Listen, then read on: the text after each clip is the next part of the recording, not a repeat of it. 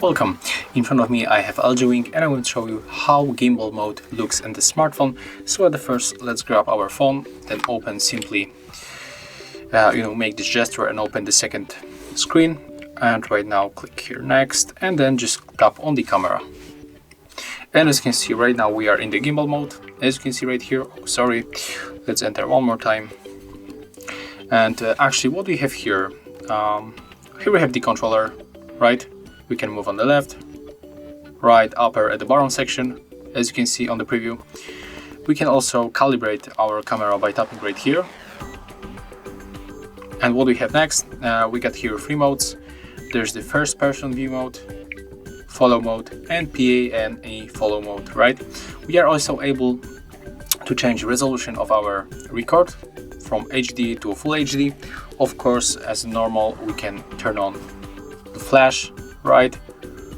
What we have next here, we can also reach the settings in the left corner, and there's standard settings. We can turn off grid lines or just add the watermark to our photo. We can actually add also location tags, and I think that the most important thing is to change the gimbal mode shutter speed.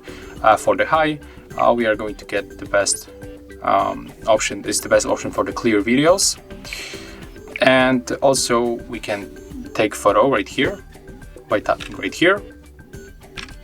We can take a video, of course. That's what this gimbal was created, right? And also we can check the previous things like the video or the photo that we have.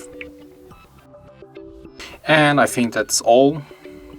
That's how this mode looks. This gimbal mode looks on the smartphone. And the last thing is when we tap right here, there we got the first tutorial.